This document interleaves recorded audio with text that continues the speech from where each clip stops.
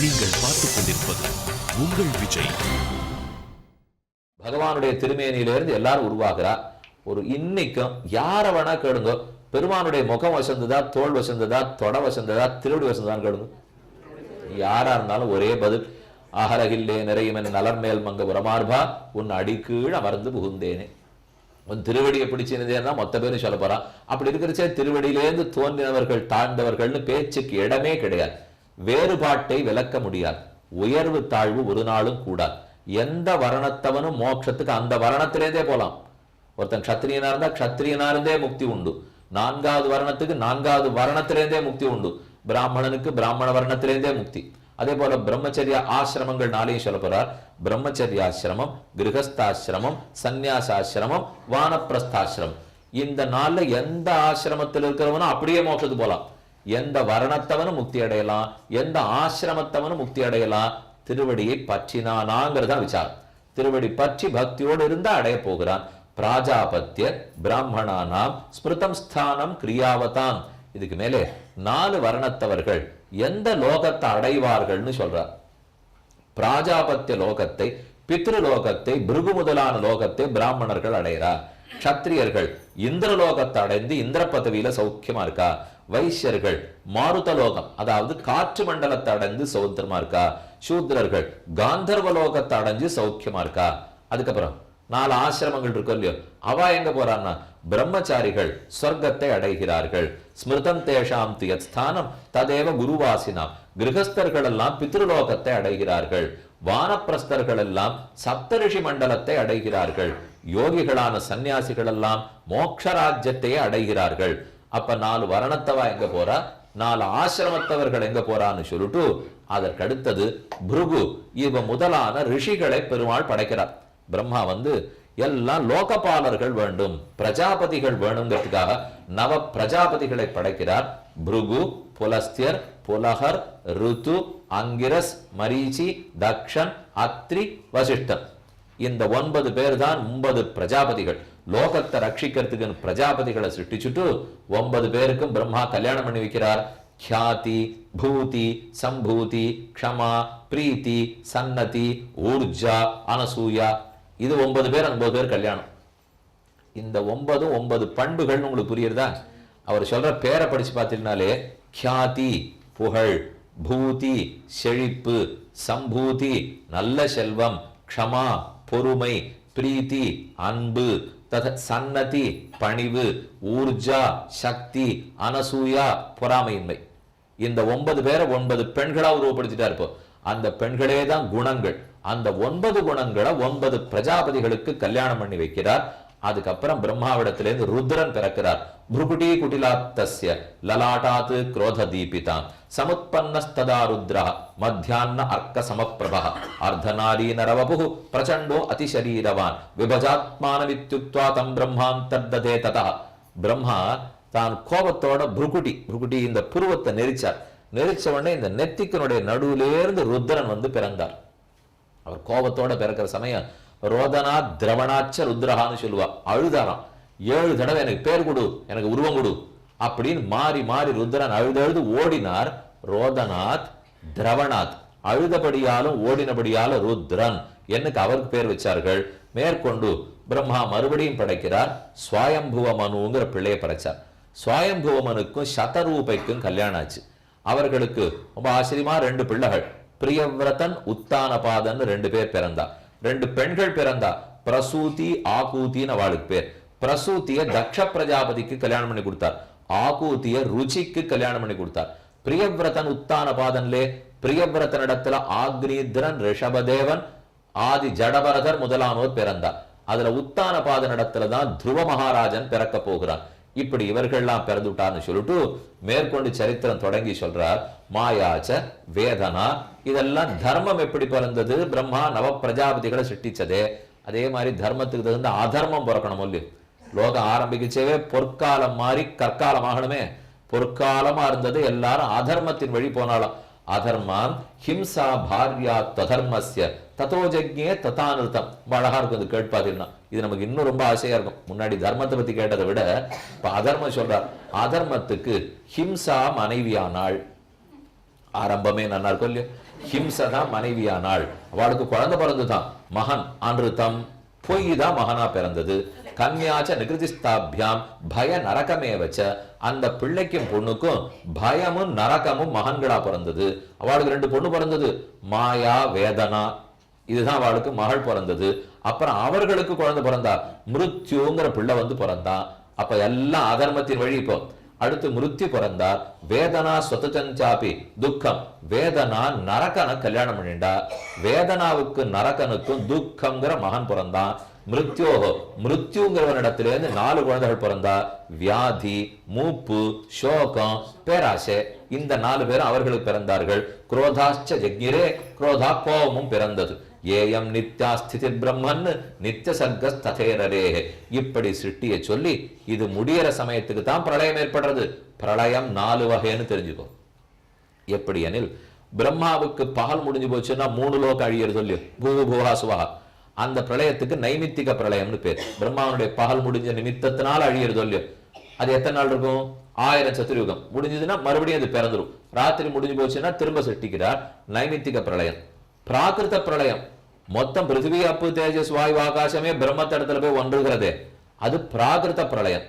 அதுக்கப்புறம் ஆத்தியந்திக பிரளயம், நித்திய பிரளயம். நித்திய பிரளயம்ங்கிறது ஒரு மனுஷன் உயிர் போய் மறுபடியும் பிறக்கிற பாருங்க, அது அவனை பொறுத்த வரைக்கும் நித்திய பிரளயம். ஒரு ஜென்மம் முடிஞ்சது அடுத்த ஜென்மா, ஒரு ஜென்மம் முடிஞ்சது அடுத்த ஜென்மா, நித்திய பிரளயம். எல்லாத்த விட இருக்கிறது ஆத்தியந்திக பிரளயம்.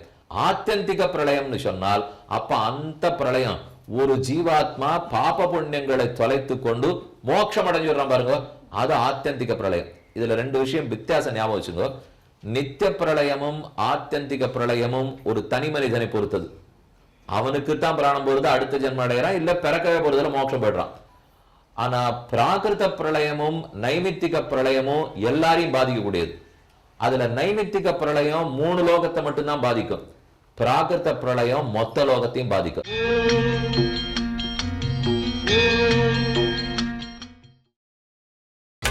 நீங்கள் பார்த்துக் கொண்டிருப்பது உங்கள் விஜய். பிராமோ நைமித்திகஸ்தத்ர யச்சேதே ஜெகதீபதி, இப்படி ஜகத்தை படைத்து ஓட்டின்றிருக்கும் போது தேவர்கள் எல்லாம் தோன்றினார்கள், அசுரர்கள் தோன்றினார்கள், தர்மமும் தோன்றிடுத்து அதர்மமும் தோன்றிடுத்து.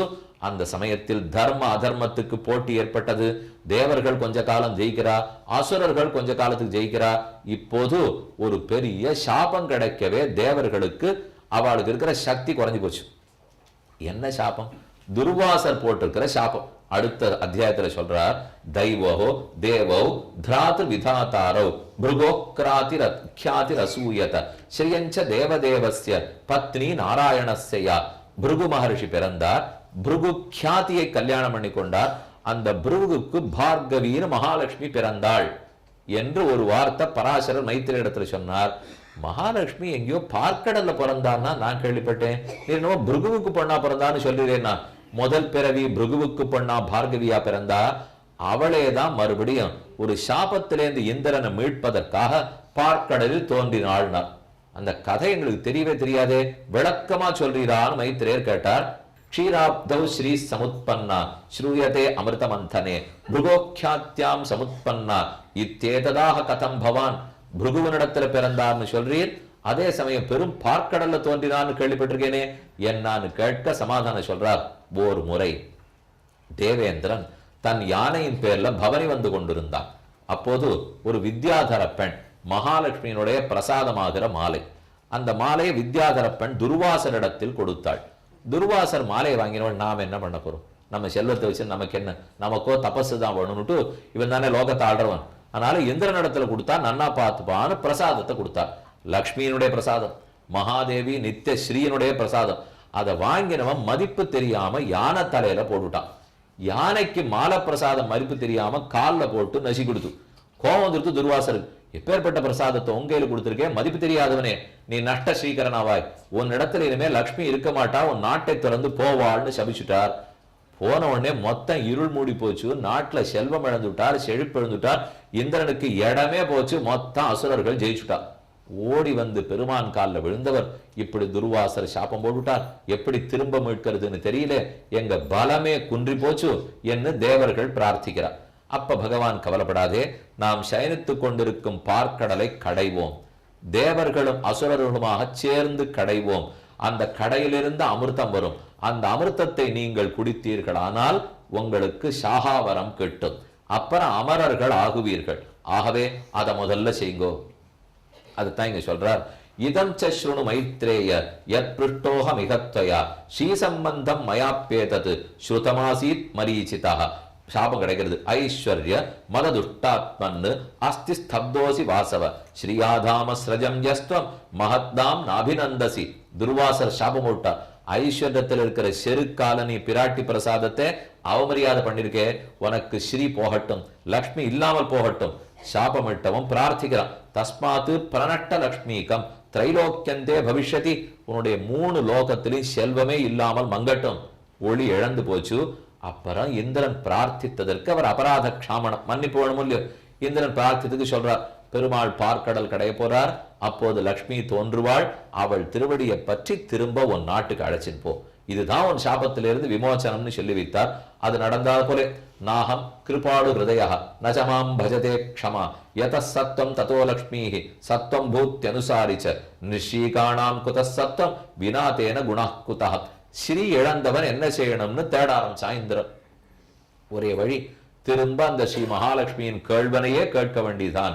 அதனால பெருமானிடத்துல வந்து சரணம்னு சொல்ல, க்ஷீரோதஸ்ய உத்தரம் தீரம் தைரேவ சகிதோ யயோ சகத்வா திருதசைத் சர்வைஹி சமவேதா பிதாமஹா துஷ்டாவபாபிரஷ்டாபிகி பராபர பதிம் ஹரி.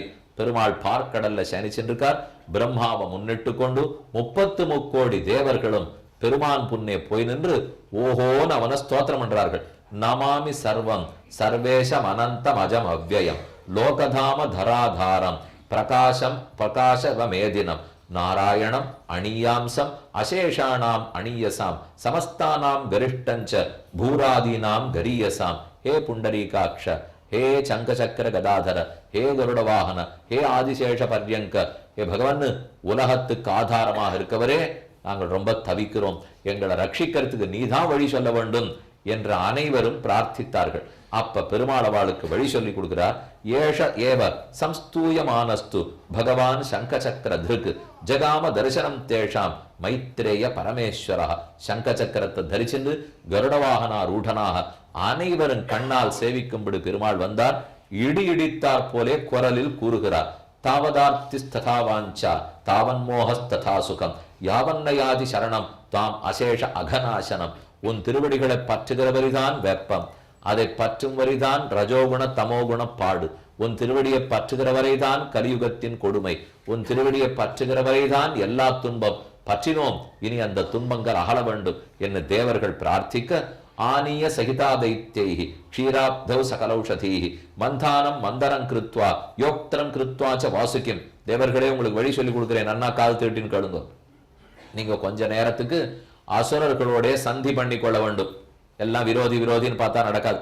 அசுரர்களும் தேவர்களும் கொஞ்சம் ஒத்து போகணும். எதிலே? அவர்களிடத்துல போய் பேசி பார்க்கடலை கடைந்தால் அமுதம் கிடைக்கும். அசுரர்களே, நீங்களும் சாப்பிடுங்கோ, நாங்களும் சாப்பிட்டுக்கலாம், அப்படின்னு 2 பேரும் பேசிக்குங்க அப்படின்னு பெருமாள் சொல்லி கொடுக்கிறார். சரின்னு தேவேந்திர ஒத்துனா அசுரர் தலைவர் இடத்துல பேசினா 2 பேரும் சந்திக்கு வந்துட்டா. மந்தரத்தை மலையாக மத்தாக நாட்டுங்கள். பார்க்கடலில் மந்தர மலையை மத்தாக நாட்டி வாசுகி என்னும் பாம்பை நாளாக போட்டு சுத்தி 2 பேருமாக கடையுங்கள். தேவர்களும் அசுரர்களும் சேர்ந்து கடைய ஆரம்பிச்சா, ஆரம்பிக்கும் போதே யார் பாம்பின் தலைப்பகுதியை பிடித்து கொள்ள என்கிற சந்தேகம் வந்தது. ஏற்கனவே பெருமாள் தேவேந்திரனுக்கு ரகசியம் சொல்லி கொடுத்திருக்கார். அவாதான் தலைப்பகுதியை பிடிச்சுப்பேன்னு சொல்லுவா, உங்களுக்கு வால் பகுதின்னு சொல்லுவார்கள். சண்டை போடாதே, வால் பகுதியை பிடிச்சுக்கோ, ஒத்துக்கோ. சரின்னு தேவேந்திரன் ஒத்துனுட்டார். 2 பேரும் ஒத்தருக்கு ஒத்தர் கடைய ஆரம்பிக்கிறார். நீணாகம் சுற்றி நெடுவரை நட்டு ஆழ்கடலை பேணான் கடைந்த முதம் கொண்டு வந்த பெம்மான்.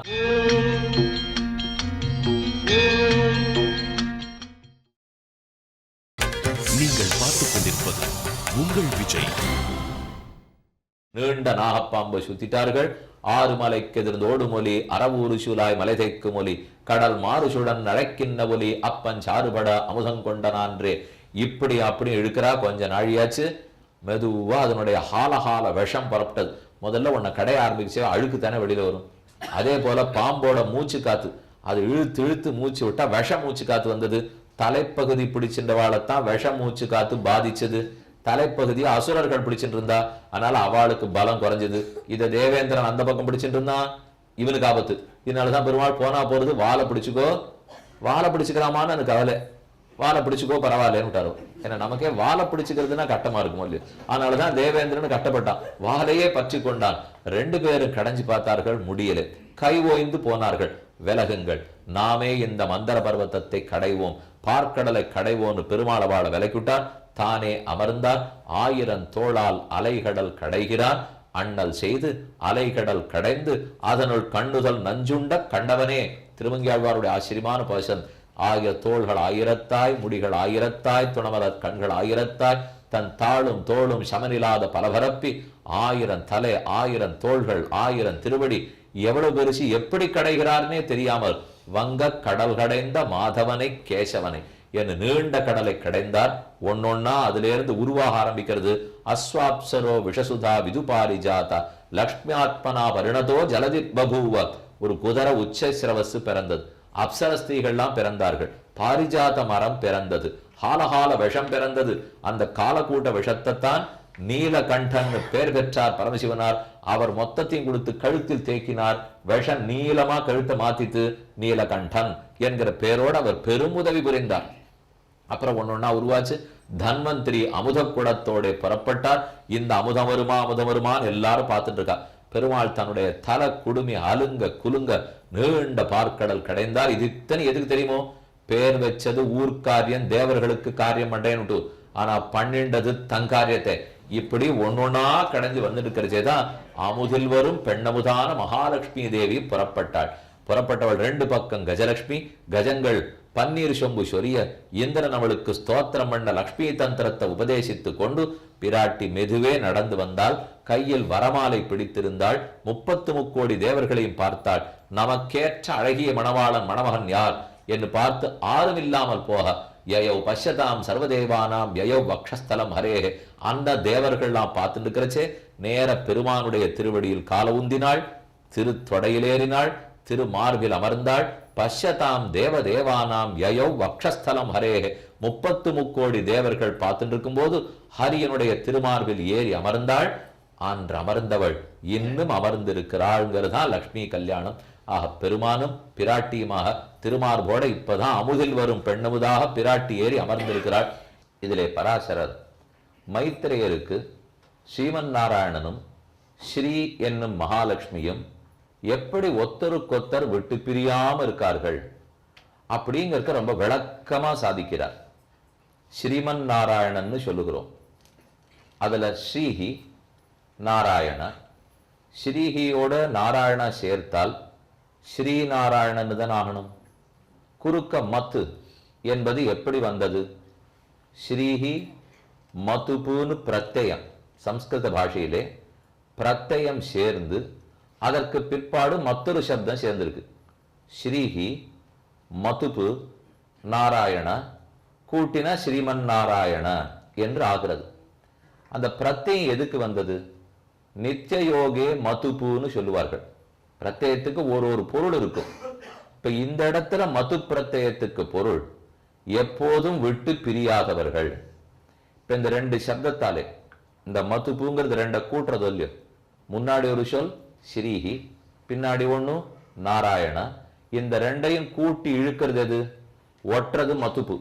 இந்த மது பிரத்யம் அங்க எப்படி வரும்னால், தான் எந்த 2 சப்தங்களை கூட்டுறமோ அந்த 2 சப்தங்களால யார் கூறப்படுகிறார்களோ அல்லது எந்த பொருள் கூறப்படுகிறதோ அந்த பொருளோ ஆளோ எப்போதும் பிரியாதவர்களா இருக்கணும்.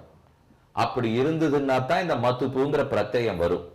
அப்ப ஸ்ரீஹியன் நாராயணாங்கிறதையும் மதுப்பு கூட்டுறதுனால் அந்த 2 பேரும் எப்போதும் விட்டு பிரியாதவர்களாக இருக்க வேண்டும். அதனாலதான் நித்திய யோகம், யோகம்னா சேர்க்கை, நித்திய யோகம்னா எப்போதும் சேர்ந்திருத்தல். மகாலட்சுமியும் பெருமானும் விட்டு பிரியாமல் எப்போதும் சேர்ந்திருக்கிறபடியால் ஸ்ரீமன் நாராயணன் என்ன அவர் கூறப்படுகிறார். அகலகில்லேன் இறையுமென்னு அலர்மேல் மங்கை உரை மார்பா நிகரில் புகழாய் உலகம் முன்னுடையாய் என்னை ஆழ்வானே. நிகரில் அமரர் முனிக்கணங்கள் விரும்பும் திருவேங்கடத்தானே புகழொன்னில்லா அடியேன் உன் அடிக்கீழ் அமர்ந்து புகுந்தேனேன்னு நம்மாழ்வாருடைய பாசுரம்.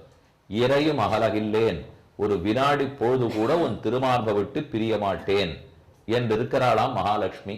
அதை பற்றித்தான் ரொம்ப விளக்கமா பராசரர் இங்கே சொல்லிட்டு இருக்கார். நாராயணங்கிற சப்தத்துக்கு பொருள் என்ன?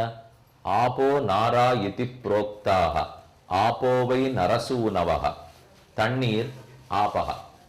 கீழே பார்த்தோம், சப்தம் ஸ்பர்ஷம் ரூபம் ரசம் கந்தம் பிறந்தது. ஆகாசம், ஆகாஷாத் வாயு, வாயோர் அக்னிகி, அக்னேராபக, அக்ர பிருத்திவி, இதெல்லாம் உருவாச்சுன்னு பார்த்தோம். அப்ப நடுவில் தண்ணீர் ஆபக. அந்த தண்ணீரை பெருமாள் படைக்கிறார். படைச்சுட்டு அதுக்கு நாரான்னு இப்ப பேர்.